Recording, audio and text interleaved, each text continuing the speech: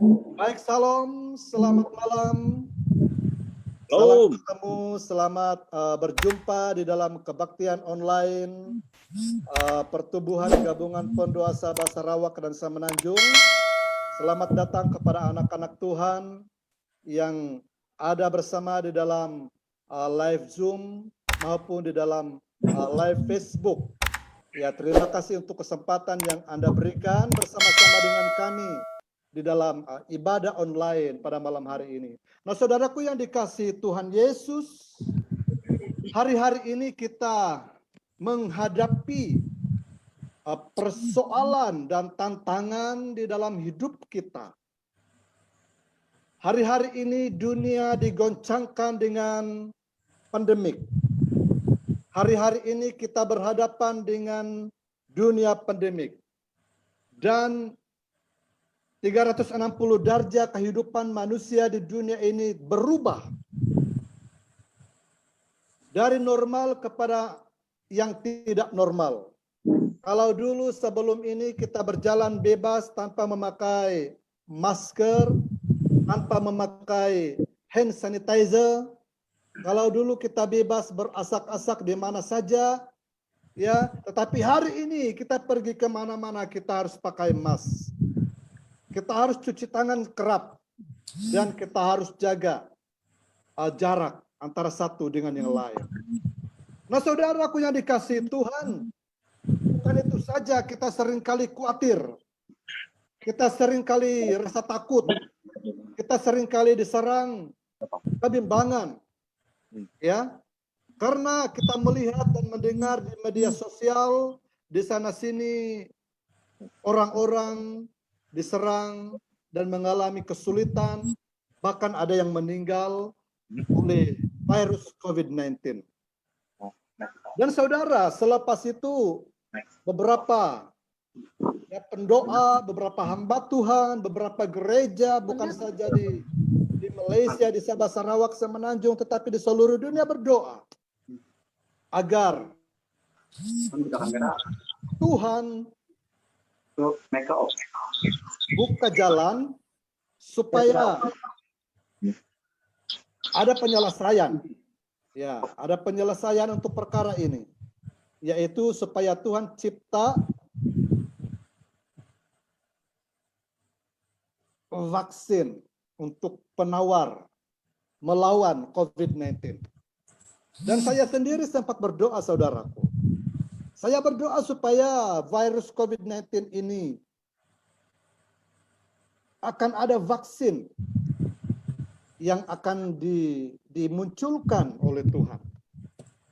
Haleluya. Dan akhirnya saudaraku, bukan satu saja vaksin, tetapi ada beberapa vaksin yang telah muncul. Seperti cendawan tumbuh di hari hujan. Nah, apa yang terjadi hari-hari ini saudaraku? Di samping manusia diserang ketakutan oleh serangan COVID-19. Manusia juga diserang ketakutan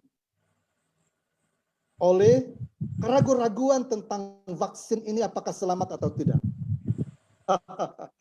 Karena ada sedikit tanggapan orang, ada beberapa tanggapan orang mengenai dengan vaksin yang ada hari ini, di mana orang berpendapat bahwa vaksin ini ya ada 666.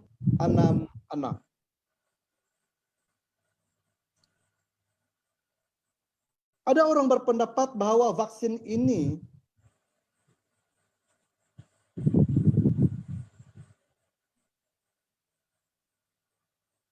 memiliki microchip tanda 666. Ada orang berpendapat bahwa vaksin ini akan menyebabkan kita kehilangan keselamatan kekal apabila kita menerima suntikan vaksin.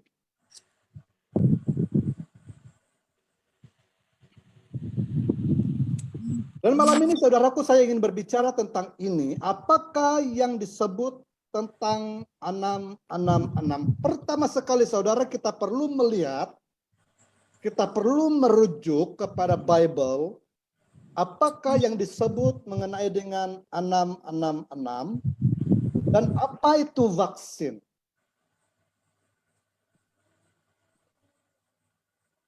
Apa itu 66, saudara? Mari kita melihat di dalam kitab Wahyu 16 ayat Wahyu 13 ayat 17 sampai 18.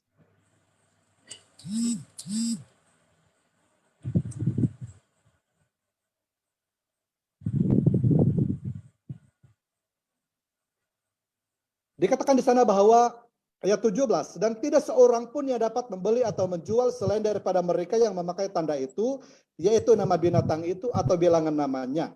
Yang penting di sini ialah hikmat. Barang siapa yang bijaksana, baiklah ia menghitung bilangan binatang itu, karena bilangannya adalah bilangan seorang manusia dan bilangannya ialah 666. Nah, saudaraku, perhatikan perkara ini, saudara. Apa itu 666? Nah, pertanyaan pertama yang selalu orang tanya kepada saya, kenapa kerajaan memberikan peraturan seperti ini? Kalau tidak lengkap 2 dos vaksin, mereka tidak boleh masuk membeli di mall. Ya. Tetapi jawaban saya simple saja, saudara. Simple. Yaitu kerajaan mahu rakyatnya bebas daripada COVID-19. Orang yang belum menerima vaksin, mereka sangat berisiko terdedah kepada jangkitan virus COVID-19. Jadi salah satu solusi kerajaan ialah memberi perlindungan rakyat dengan cara menyuntik vaksin. Nah, saya telah memberikan perkongsian beberapa minggu yang lalu bahwa segala vaksin itu adalah firman Tuhan. Nah, kita mau fokus kepada apa itu 666. Haleluya.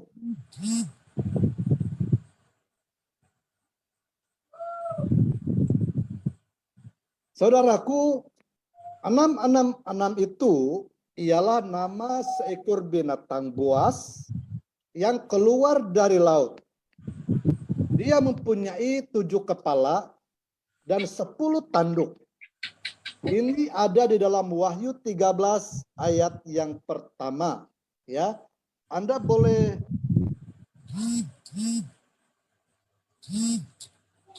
membaca di sana.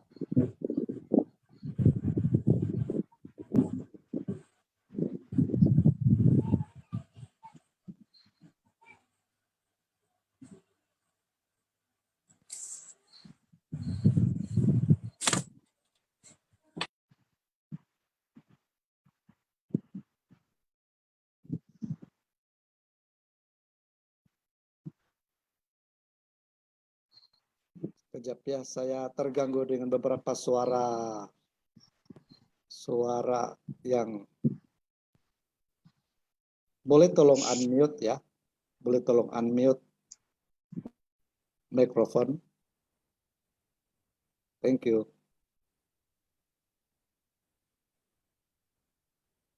Nah, di dalam Wahyu 13 ayat pertama,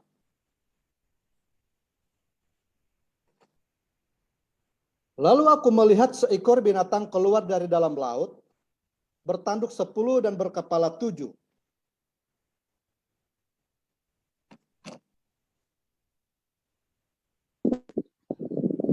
Di atas tanduk-tanduknya terdapat 10 mahkota, dan pada kepalanya tertulis nama Hujan. Oke.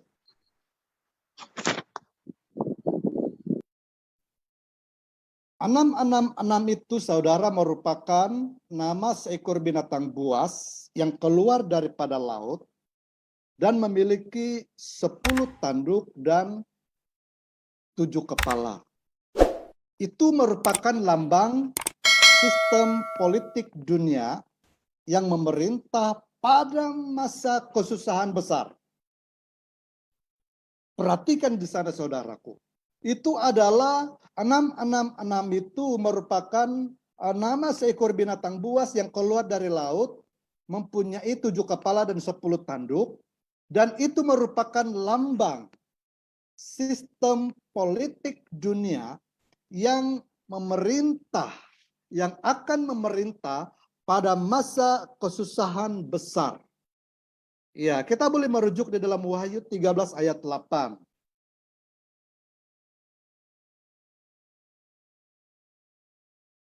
Di mana ayatnya adalah seperti ini, saudaraku. Dan semua orang yang diam di atas bumi akan menyembahnya, yaitu setiap orang yang namanya tidak tertulis sejak dunia dijadikan di dalam kitab kehidupan dari anak domba yang telah disembelih. Maksudnya, saudaraku, minggu lepas saya telah berkongsi mengenai dengan pengangkatan. Siapa yang ada ikut live pada minggu lalu, minggu lepas ya, minggu lepas saya telah berkongsi mengenai dengan pengangkatan, di mana saudara, pengangkatan itu terjadi sejurus 1 detik waktu kerajaan antikristus memerintah dunia.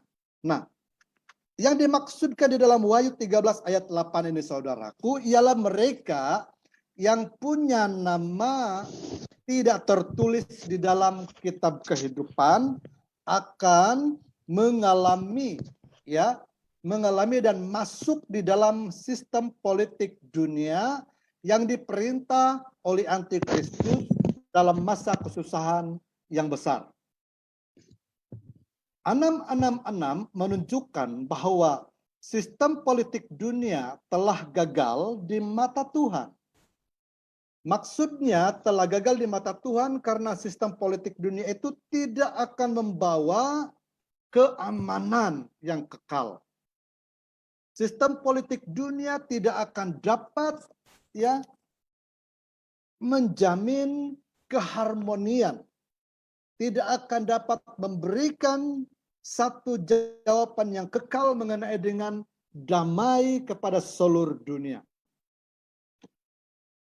Bahkan saudaraku, 6 itu membawa arti tidak sempurna. Nah, kalau kita melihat kepada maksud angkanya, 6 itu membawa maksud tidak sempurna.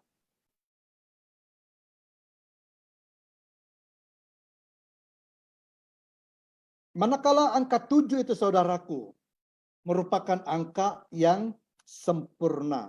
Angka 6 itu adalah angka setan, angka antikristus. Angka 7 itu adalah angka Tuhan, angka sempurna. Haleluya. Nah, apa yang dimaksudkan?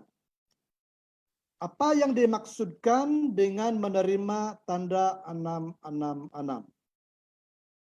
Nah, ini yang seringkali orang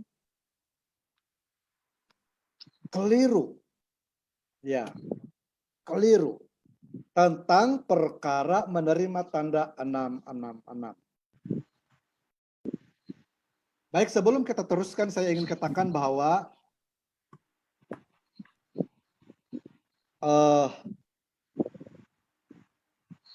tanda 666 tidak akan dapat menyentuh orang yang ada nama di dalam kitab kehidupan, karena orang yang ada nama dalam kitab kehidupan tidak akan ada di dunia ini lagi.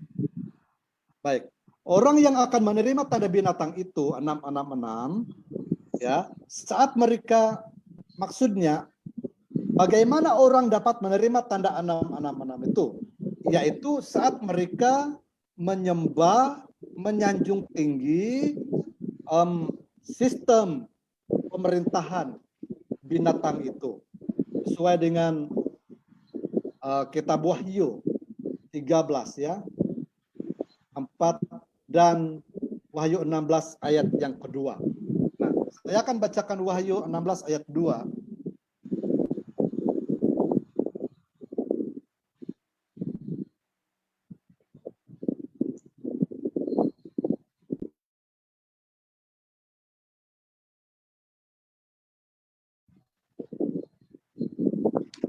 Maka pergilah malaikat yang pertama dan menumpahkan cawannya ke atas muka bumi.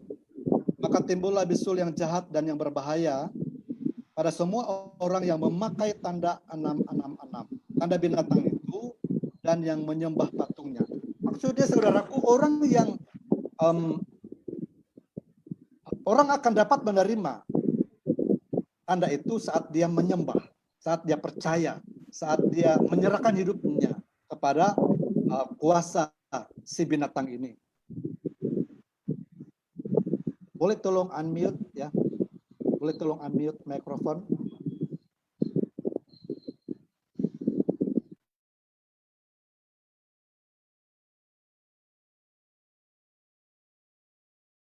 Baik, perhatikan di dalam Ulangan 11 ayat 18 bagaimana apa yang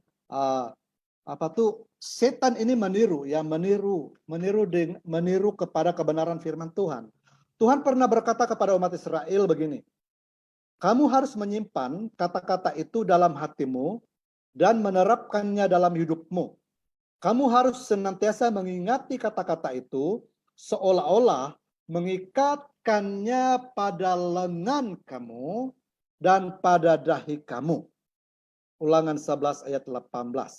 Saudaraku, Tuhan telah berkata kepada umat Israel, ya, supaya menyimpan, memelihara firman Allah itu seperti menaruhkannya, mengikatkannya seperti gelang, ya, mengikatkan pada tangan. Kita pakai gelang. Ada firman Tuhan, ada gelang yang ditulis dengan firman Tuhan. Lalu kita pakai gelang itu pada tangan kita. Kemudian ada kain-kain yang bertulis dengan firman Tuhan. Lalu kita akan letakkan di dahi kita. Kalau bahasa rumus katakan itu adalah sigal. Ya, itu maksud firman Tuhan mengenai dengan mengikat firman Tuhan itu dalam hidup kita. Supaya firman Tuhan itu akan menjadi priority, akan menjadi otoritas, akan menjadi suatu bahagian penuh di dalam hidup kita. Saat firman Tuhan itu terikat di dalam hidup kita, maka hidup kita akan senantiasa terfokus dan menyembah kepada kedaulatan Kristus, kedaulatan Yesus, kedaulatan Allah yang kita sembah. Nah, perkara ini saudaraku, kuasa kegelapan yang kita panggil sebagai antikristus, mereka ini seringkali meniru. Mereka meniru tentang apa yang Tuhan sudah kerjakan, apa yang Yesus sudah rancangkan di dalam kehidupan manusia. Nah, waktu hari-hari ini saudaraku, apa yang sedang terjadi ialah secara harfiah. Maksudnya, hari-hari ini apa yang sedang terjadi ya, itu hanya berlaku secara harfiah, bukan secara badani. Bukan secara fisikal, bukan secara alami. Itu adalah harfiah. Saat kita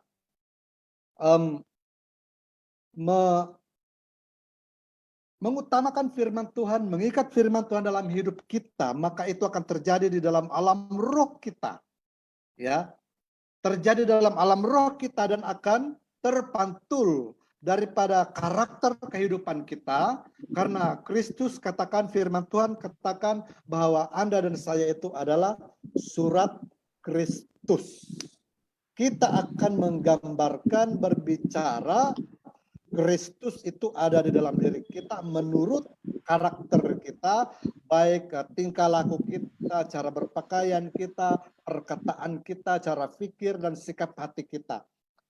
Kristus akan terpancar daripada karakter hidup kita dan orang akan baca. Orang akan nampak bahwa Yesus ada di dalam hidup kita dan bukan kepada tanda 666.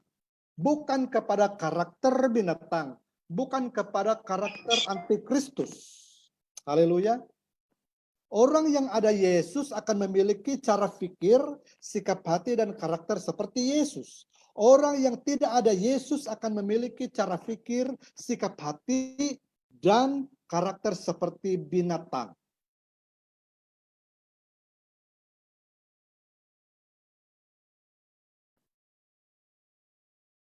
Pada waktu kesusahan besar, tanda 666 bukan lagi secara harfiah. Akan tetapi, ianya akan menjadi hurfiah. Seperti dalam ayat firman Tuhan ini, dan ia akan menyebabkan sehingga kepada semua orang, kecil atau besar, kaya atau miskin, merdeka atau hamba, diberi tanda pada tangan kanannya atau pada dahinya. Nah, saudaraku, Wahyu 13 ayat 16 ini, saudara, tidak akan berlaku lagi secara harfiah, tetapi dia akan berlaku secara hurfiah, di mana waktu kesusahan besar, yaitu gereja sudah terangkat, orang-orang kudus sudah terangkat, tidak ada lagi di dunia ini. Mereka yang ada nama di dalam kitab kehidupan sudah kembali ke dalam kerajaan surga. Karena Anda dan saya ini bukan berasal dari dunia ini, tetapi Anda dan saya berasal dari surga menurut Filipi 3 ayat 20. Bahwa kewargaan Anda dan saya itu adalah di dalam surga. Maka karena kita adalah warga surga, kita harus kembali ke dalam kerajaan surga. Nah, Wahyu 13 ini, saudaraku, hari ini belum terjadi.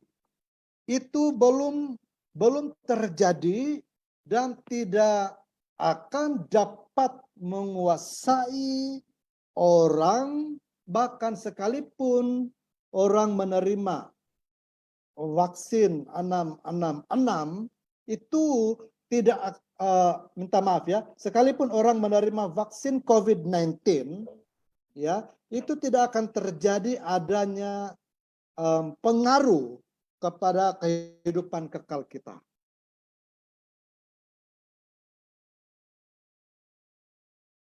Nah, pertanyaan utama di sini, adakah vaksin COVID-19 merupakan Illuminati atau 666 atau teori konspirasi? Ada banyak orang berpendapat bahwa vaksin COVID-19 ini memiliki ataupun dia adalah milik Illuminati dan ada microchip 666 dan juga dia merupakan teori konspirasi kepada beberapa agenda dunia New World Order, NWO. Saya teringat, saudaraku, tahun 92 ya. Saya mendengar dan melihat orang berkata begini, wah, hati-hati tahun 2000 nanti ya, TV akan menjadi antikristus, ada 666. Handphone akan digunakan oleh antikristus karena ada 666. Komputer, laptop akan digunakan oleh antikristus karena ada 666. Dan macam-macam lagi orang kata, semua benda ada 666. Jangan guna laptop, jangan guna telepon, karena itu adalah antikristus. Nanti kalau kita guna laptop, kita guna handphone, kita guna TV, engkau akan dipengaruhi oleh antikristus. Nah, saudara, hari ini saya sedang pakai laptop. Anda dan saya sedang pakai laptop. Kita sedang pakai smartphone. Apakah kita dipengaruhi oleh antikristus? Nah, saya ingin katakan, saudaraku yang dikasihi Tuhan, 90% barang-barang di dunia hari ini ya memiliki shop nomor 666. Kamu akan nampak nomor siri setiap barang, ya, di dalam QR, scan QR. Dia ada siri 666. Selama ini kita menggunakan itu, apakah kita dipengaruhi oleh kerajaan antikristus? Ini persoalan kita, saudara. Jadi termasuk ini vaksin COVID-19. Orang cakap bahwa itu ada microchip RFID 666. Nah, saya punya jawaban, saudara. Saya punya pendapat bahwa vaksin COVID-19 bukan Illuminati, bukan tanda 666, bukan juga teori konspirasi. Jawaban saya, adakah vaksin COVID-19 itu Illuminati atau 666 atau teori konspirasi? Ya, saya katakan jawaban saya adalah tidak. Itu bukan. Konsep pemvaksinan adalah sesuai dengan konsep penyembuhan alami. Maksudnya alami itu ya bukan secara penjuruteraan ataupun ada elektronik yang digunakan, dimasukkan untuk mengontrol seseorang. Tetapi konsep pemvaksinan ini adalah sesuai dengan konsep penyembuhan alami. Konsep pemvaksinan juga tidak bertentangan dengan konsep Alkitab, di mana konsep pemvaksinan tidak ada jampi-jampi mantra. Tidak ada penggunaan elektromagnet. Tetapi konsep pemvaksinan ini dia menggunakan obatan untuk memberikan imun badan kita menjadi kuat. Pemvaksinan juga tidak akan menyebabkan Anda dan saya kehilangan keselamatan kekal di dalam Kristus.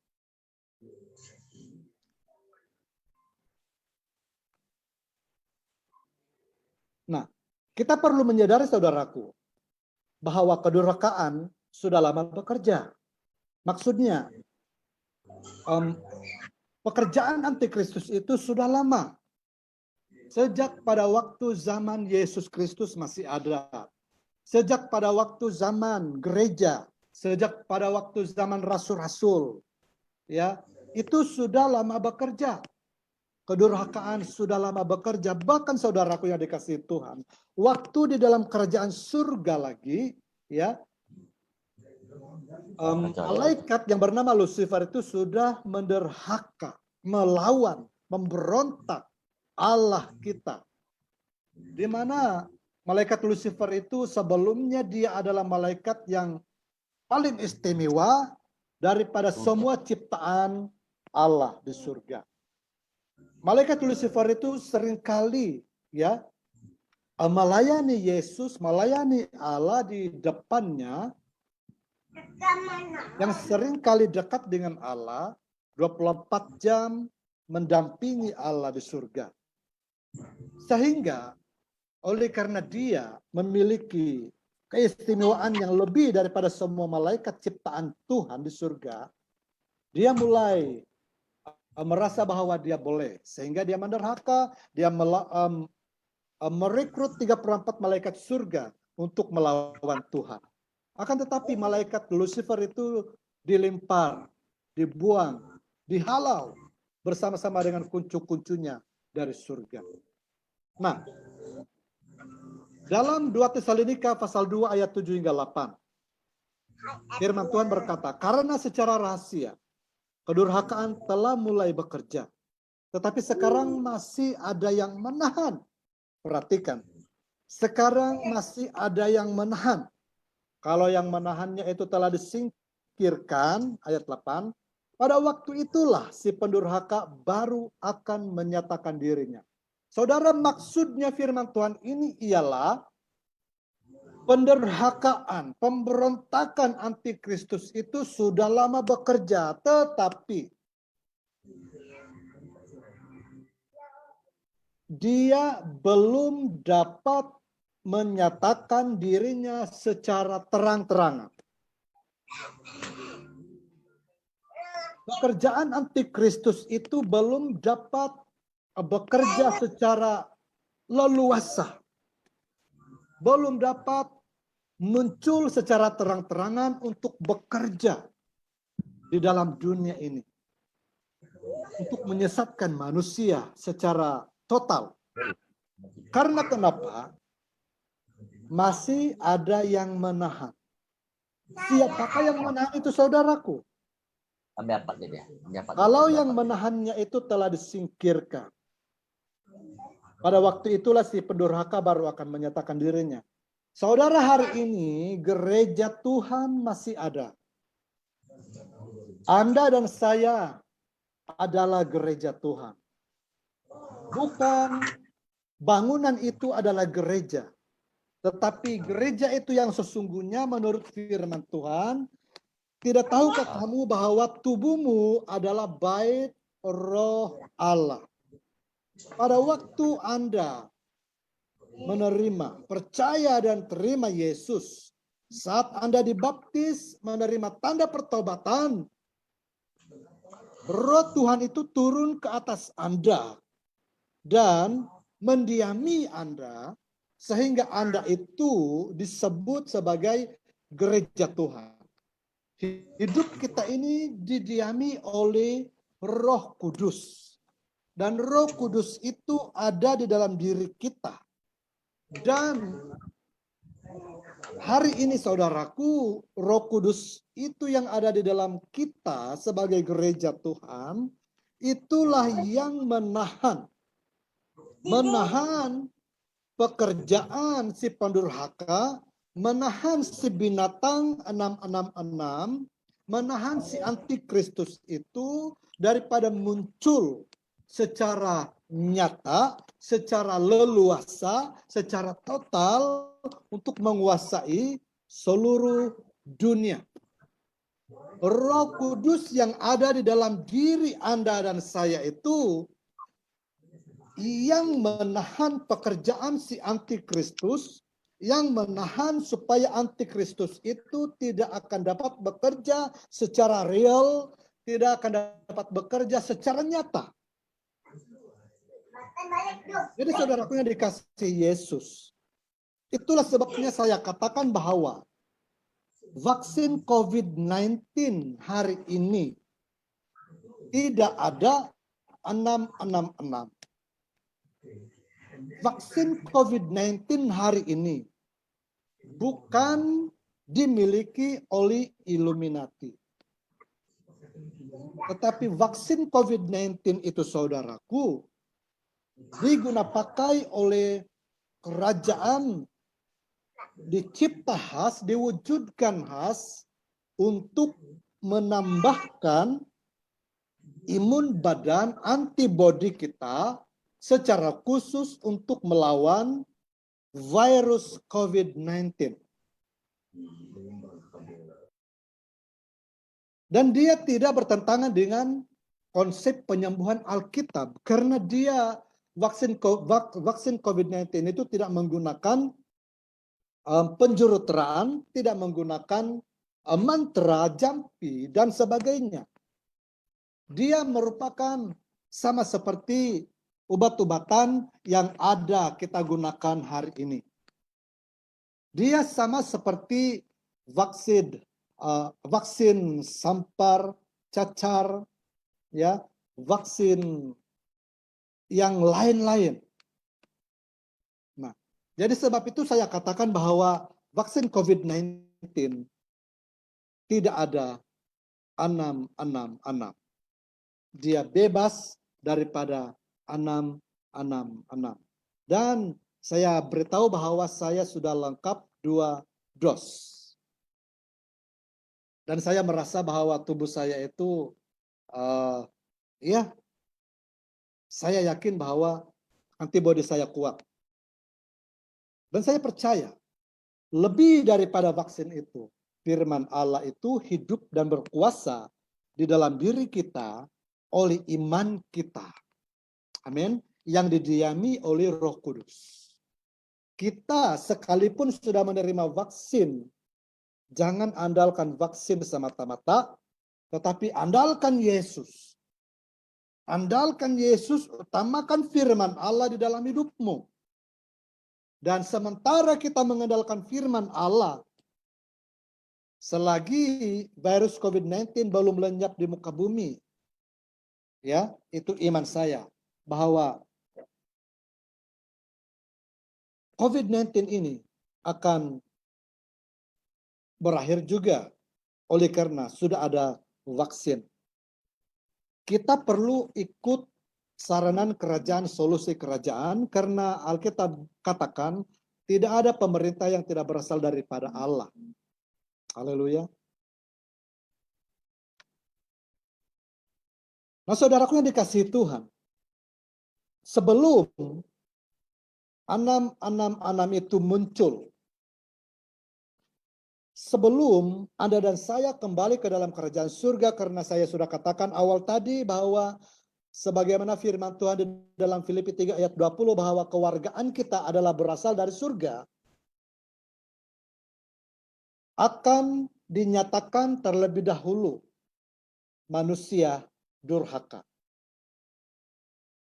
Firman Tuhan ini berkata, saudaraku, bahwa akan dinyatakan terlebih dahulu manusia durhaka. Maksudnya,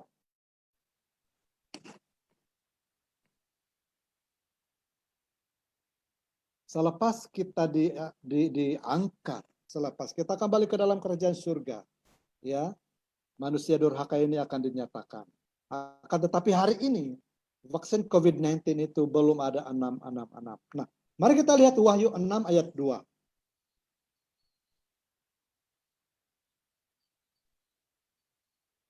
Dan aku melihat sesungguhnya ada seekor kuda putih dan orang yang menungganginya memegang sebuah panah dan kepadanya dikaruniakan sebuah mahkota. Lalu ia maju sebagai pemenang untuk merebut kemenangan. Saudaraku yang dikasihi Tuhan, di dalam kitab Wahyu 6 ini ada 4 kuda. Berbagai-bagai, berbeza-beza warnanya. Lalu yang mana satu kuda itu adalah betul-betul lambang Tuhan. Saudara, orang katakan bahwa kuda putih, dikatakan kuda putih itu lambang Tuhan. Tetapi saya katakan bahwa kuda putih dan orang yang menungganginya memegang sebuah panah dan kepadanya dikaruniakan sebuah mahkota, maju sebagai pemenang untuk merebut kemenangan, itu bukan kuda putih yang melambangkan Yesus. Itu adalah malaikat yang menyamar sebagai malaikat terang. Alkitab berkata bahwa malaikat itu boleh menyamar sebagai malaikat terang, ataupun Lucifer itu boleh menyamar sebagai malaikat terang. Malaikat terang itu, saudaraku, adalah lebih kurang sama dengan Tuhan.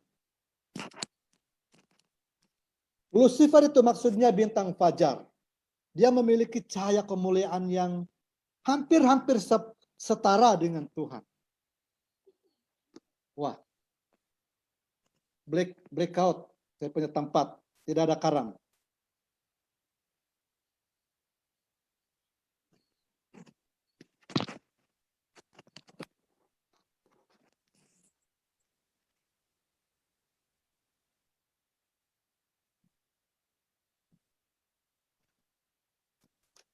Ya, haleluya, tidak apa-apa. Baik, nah, saudara yang dikasihi Tuhan,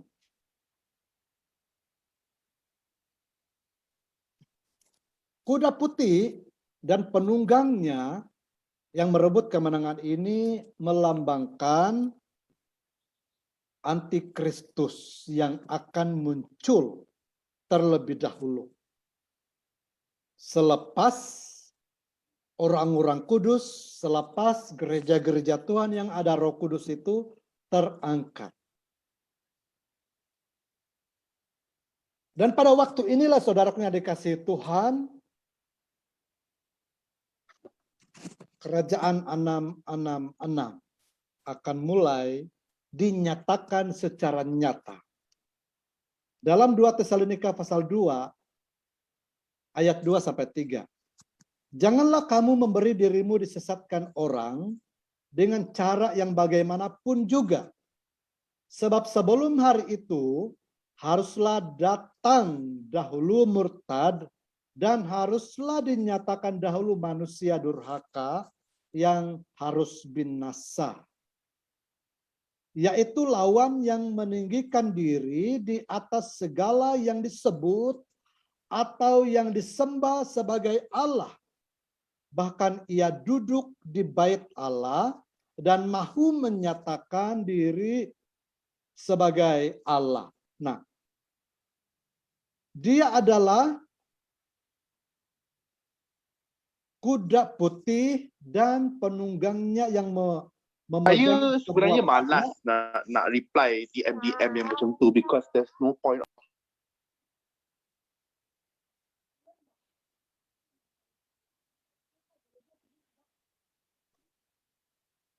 Ya, dia adalah antikristus yang muncul, yang akan menyesatkan banyak orang. Nah, saudaraku, sebelum 666 ya, sebelum perkara ini terjadi, akan ada dua tanda besar. Kedatangan Tuhan kedua kali akan digenapi. Dan ini belum terjadi. Tanda-tanda besar yang lain sudah terjadi, saudaraku. Seperti nubuatan Alkitab, semua bangsa, 12 suku Israel yang terserak di seluruh muka bumi itu ya akan dihimpunkan, dikembalikan ke Israel. Nah, itu terjadi ya pada tahun 1948. Dia sudah digenapi.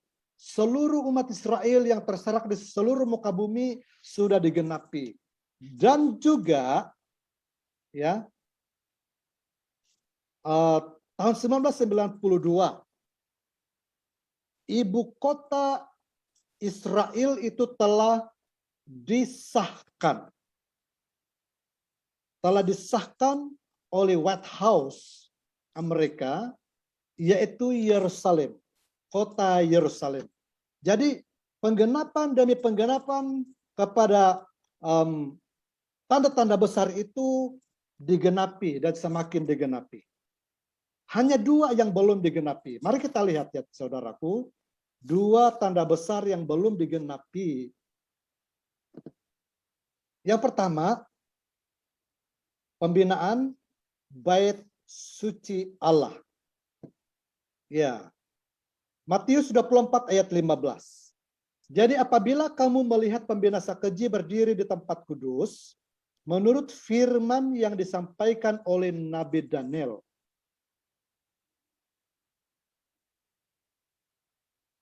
Maksudnya,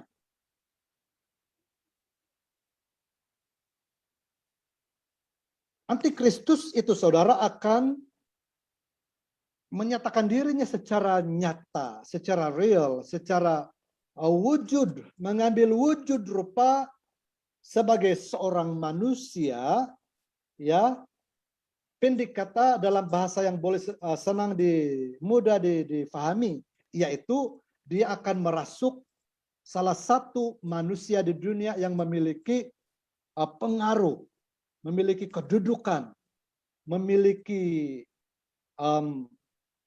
kuasa yang besar di dunia pada waktu itu. Dia akan mengambil rupa bentuk wujud sebagai manusia, menggunakan pakai seorang manusia yang memiliki pengaruh yang besar di dunia pada waktu itu. Dan dia dikatakan di sini dia akan berdiri di tempat kudus. Berdiri di tempat kudus ini, saudaraku, maksudnya pada waktu itu bait suci Allah yang ketiga itu sudah dibina. Ya, hari ini saudaraku kita melihat bahwa pembinaan bait suci Allah itu masih ada halangan. Masih ada tantangan daripada beberapa pihak yang lain. Karena kenapa? Karena yang kedua, mari kita lihat yang kedua. Perjanjian damai antara Israel dengan Palestina masih belum dicapai pada hari ini. Sudah begitu banyak kerajaan, kuasa besar, ya kuasa besar dunia berusaha untuk memperdamaikan dua negara ini, Israel dengan Palestina. Sampai hari ini belum ada yang berjaya. Belum ada yang berhasil, ya. Menurut kitab Daniel 9 ayat 27, raja itu akan membuat perjanjian itu menjadi berat bagi banyak orang selama 1 kali 7 masa. Pada pertengahan 7 masa ia akan menghentikan korban sembelihan dan korban santapan di atas kekejian akan datang yang membinasakan sampai pemusnah yang telah ditetapkan menimpa yang membinasakan itu. Saudaraku yang dikasihi Tuhan, pada hari pertama, menit pertama, jam pertama, hari pertama, minggu pertama, bulan pertama, tahun pertama dalam kesusahan besar, perjanjian damai itu akan ditandatangani oleh kedua belah pihak antara Israel dengan Palestina. Mereka akan bersetuju untuk berdamai. Nah, kita melihat saudaraku seolah-olah penunggang kuda putih dan orang yang menungganginya yang memegang anak panah yang merebut kemenangan seolah-olah itu adalah Tuhan. Karena dia berjaya untuk memperdamaikan Israel Palestina. Tetapi sebenarnya saudaraku, dikatakan di dalam ayat ini, pada pertengahan 7 masa, maksudnya kesusahan besar itu 7 tahun. Pada pertengahan 7 masa, 3 tahun, selepas 3 tahun setengah, ya, perjanjian antara Palestina Israel itu dicabuli oleh kerajaan antikristus. Salah satu syarat persetujuan perjanjian damai itu ialah Palestina bersetuju mengizinkan Israel membina bait suci Allah ketiga dan membenarkan umat Yahudi untuk melakukan ibadah ritual mereka seperti di dalam kitab perjanjian lama, dalam kitab Imamat, ya, hakim-hakim, raja-raja, mereka akan dibenarkan untuk melakukan ritual ibadah di dalam bait suci Allah yang ketiga. Nah, ini tidak dapat kita pelajari hari ini karena ini memerlukan seminar dan sekurang-kurangnya 3 hari untuk kita dapat belajar lebih detail tentang lembu merah dan berbagai-bagai alat-alat yang digunakan di dalam penyembahan mereka ini. Dan benda-benda itu sudah ada, saudaraku. Lembu merah sudah ada, sudah tersedia, dan beberapa benda lain yang pernah dipakai pada waktu zaman dulu dalam perjanjian lama itu sudah tersedia. Tinggal menunggu saja lagi pembinaan bait suci Allah yang ketiga dan tanda tangan persetujuan damai Israel Palestina. Haleluya. Ada masa nanti kita akan belajar hal ini dalam seminar akhir zaman. Nah, saudaraku, penekanan saya di sini ialah hari ini vaksin COVID-19 tidak ada microchip 666. Dan ianya bukan bukan daripada Illuminati ataupun bukan teori konspirasi. Tetapi vaksin COVID-19 itu adalah merupakan obat yang alami, sesuai dengan konsep penyembuhan alami. Maksudnya tidak melibatkan penjuruteraan, penggunaan elektronik, penggunaan magnetik dan sebagainya. Konsep pevaksinan juga tidak bertentangan dengan konsep Alkitab, maksudnya tidak ada mantra, tidak ada jampi, tidak ada obat-obatan terlarang yang bertentangan dengan firman Tuhan. Dan pevaksinan juga tidak akan menyebabkan Anda dan saya kehilangan keselamatan yang kekal. Jadi kesimpulannya, saudara yang dikasihi Tuhan, bahwa hari ini kita masih berada di dalam zaman penantian kedatangan Tuhan yang kedua kali untuk mengangkat Anda dan saya kembali ke dalam kerajaan surga. Karena Anda dan saya berasal daripada surga sesuai dengan Filipi 3 ayat 20.